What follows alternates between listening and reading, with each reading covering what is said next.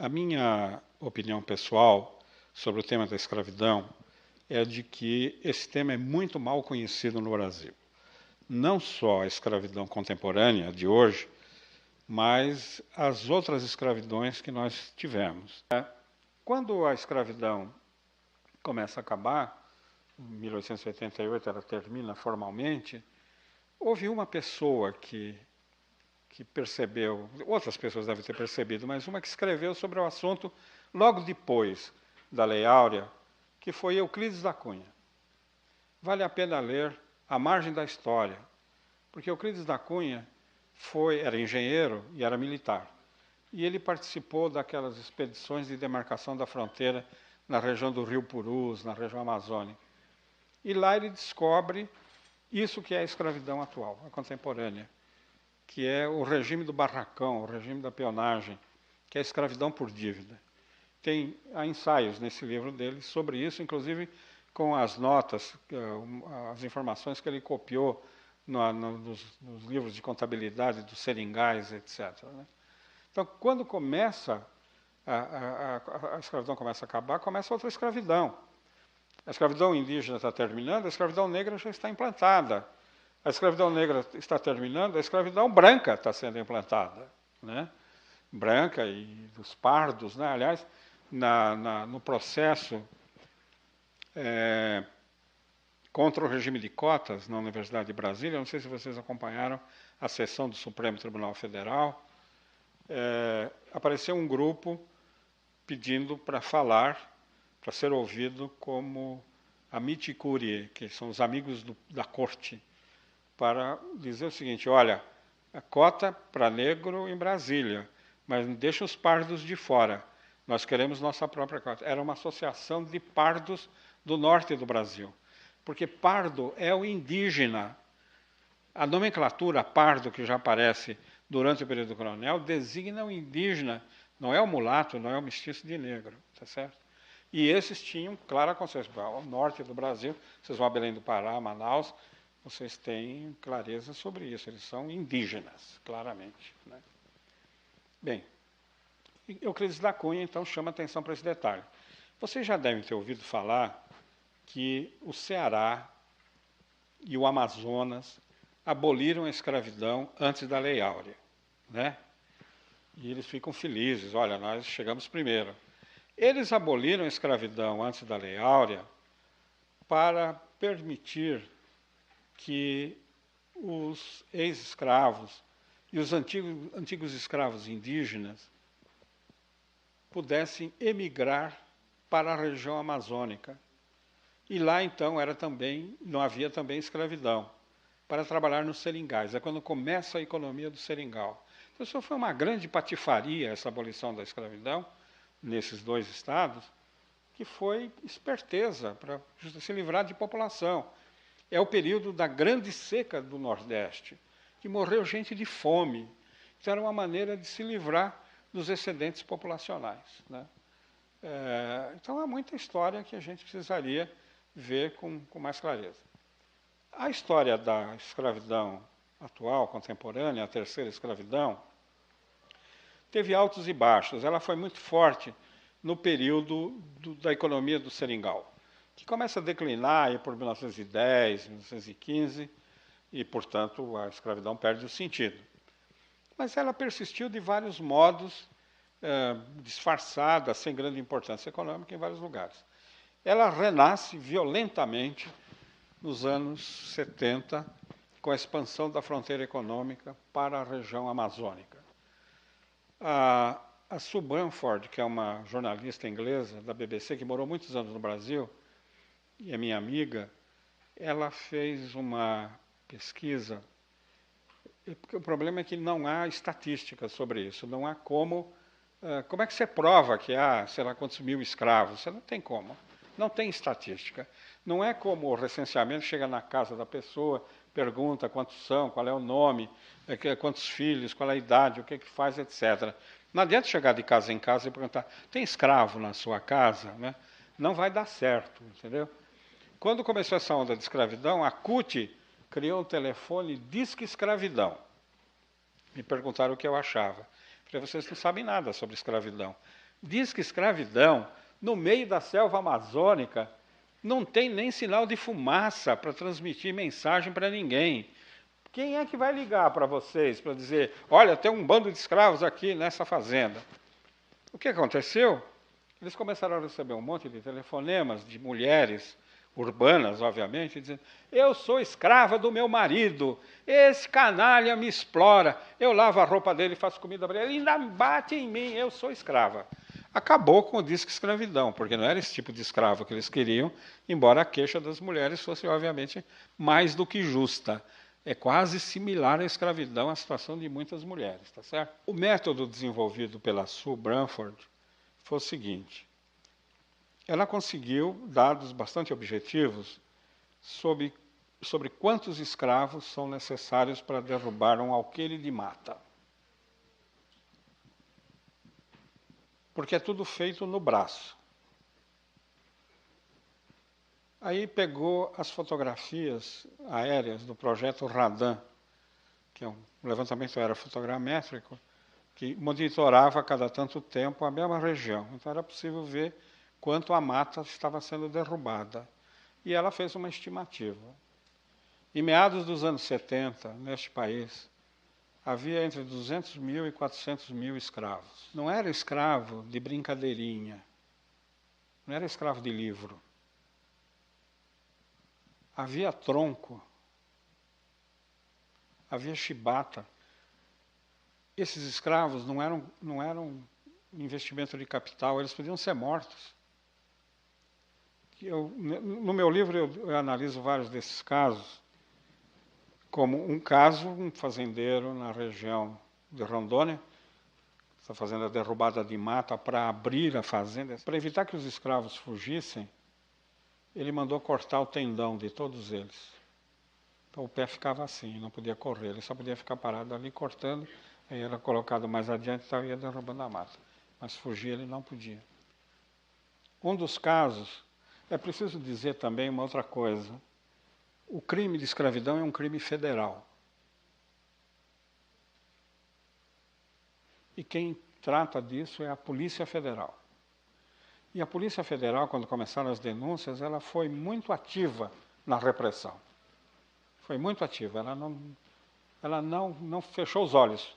Era um grande programa do governo militar, da expansão da fronteira econômica na região amazônica, com subsídios, com incentivos fiscais enormes. Com o dinheiro do governo podia cobrir praticamente 75% do capital de uma nova fazenda naquela região. Tinha trabalho escravo. A Polícia Federal ia lá, recebia a denúncia, ia lá, libertava os escravos. O problema é que o escravo, alguém tinha que fugir para fazer a denúncia, e fugir no meio da selva. Houve casos que eu identifiquei de pessoas que caminharam pela mata 400 quilômetros até achar um povoado e uma autoridade policial que eventualmente pudesse ajudar. Não raro, a polícia militar estadual, quando um sujeito desse chegava, ela mesma pegava o sujeito e levava de volta. Ela mesma entregava o trabalhador, e aí ele ia ver, ele sofria brutalmente com essa história. Mas um dos casos é de um grupo de trabalhadores que consegue fugir de uma fazenda. E eles são perseguidos e capturados pelos pistoleiros da fazenda. São amarrados e puxados, eles a cavalo, puxando, maltratando, chicoteando, etc. Chegando na fazenda, eles foram mortos, foram esquartejados e colocados no coxo para alimentar os porcos, na frente dos outros trabalhadores, para eles saberem o que lhes ia acontecer. Um dos escravos que fugiram conseguiu se comunicar muito longe, comunicar com a Polícia Federal. Quando foi feita a batida que chegaram, ainda havia restos humanos no coxo dos porcos. O uso do tronco, comuníssimo. Chicotear, bater, colocar sobre formigueiro de fogo, a formiga de fogo.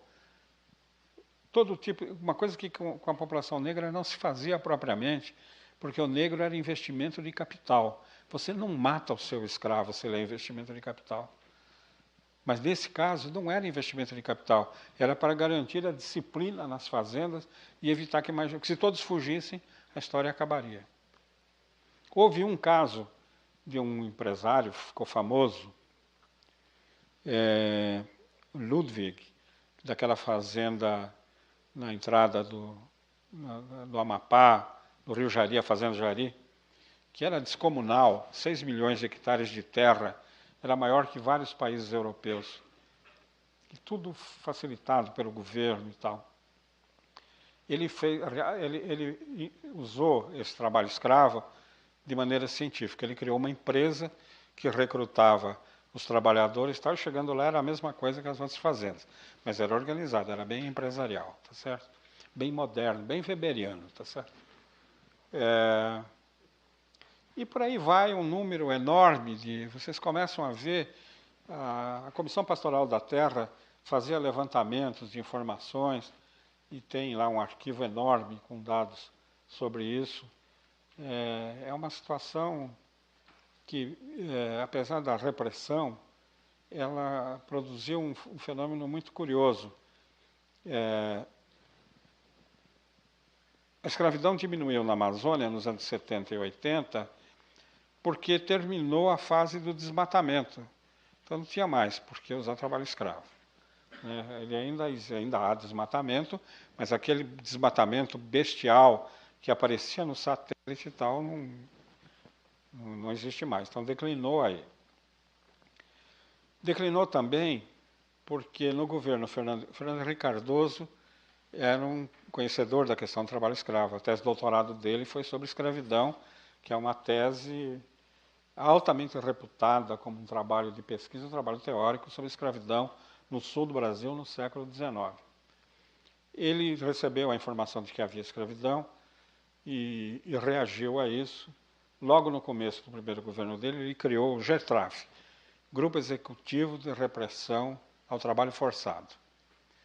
E criou um grupo móvel de fiscalização que eu conheci, colaborei com esse grupo algumas vezes, majoritariamente constituído de mulheres, que andavam com 38 aqui na cintura. Então, quando vinha a denúncia, em vez da denúncia ir para o delegado regional do trabalho, que em geral era conivente com os fazendeiros, ia para Brasília diretamente, ou para o gabinete do presidente da República, ou para o grupo móvel no Ministério do Trabalho. E esse grupo saía, em geral tinha que levar alguém da Polícia Federal para fazer a autuação, que é a coisa cartorial que é necessário, a autuação para poder desencadear um processo judicial.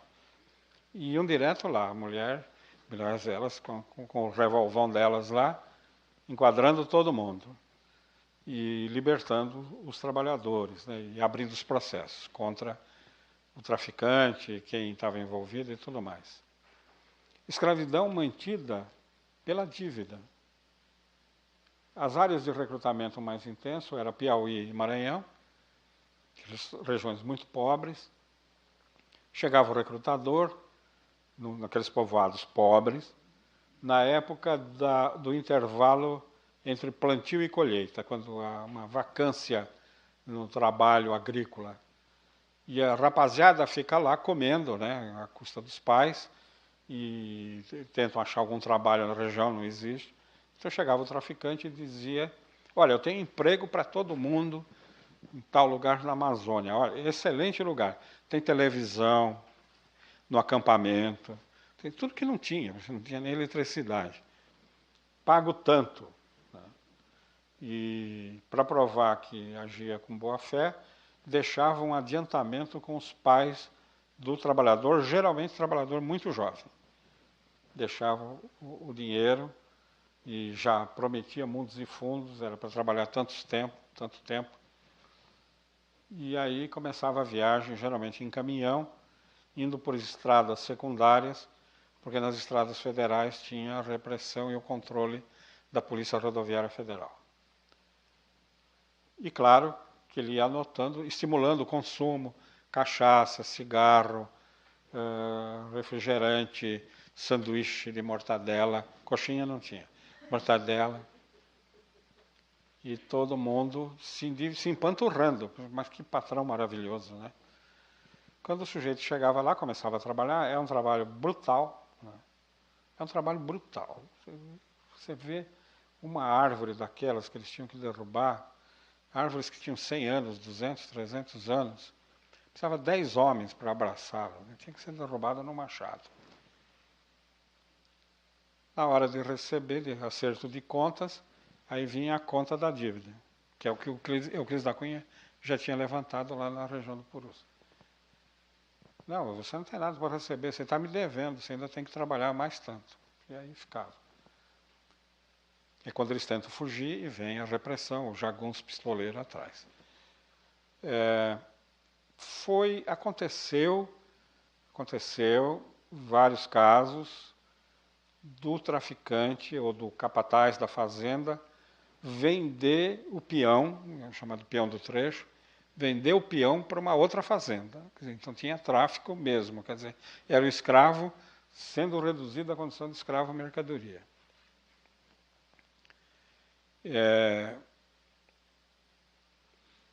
Com a atuação do Gertraf, com também o declínio da economia da derrubada da floresta e a abertura das fazendas, e a repressão, enfim, que aconteceu, houve um declínio muito significativo no número de ocorrências. Quando terminou o governo Fernando Henrique, eu já estava, não era funcionário, não era empregado do governo, era a USP prestando um serviço, chamada prestação de serviços à comunidade, pro bono, não ganhava absolutamente nada, que a gente estava montando o Plano Nacional de Erradicação do Trabalho Escravo.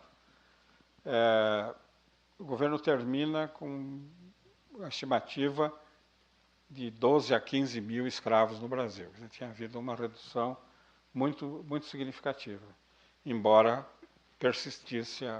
O Plano Nacional foi feito porque a escravidão persistia. Esse era o problema. Ela caiu, mas persistia. E aí acontece uma coisa muito grave e inesperada.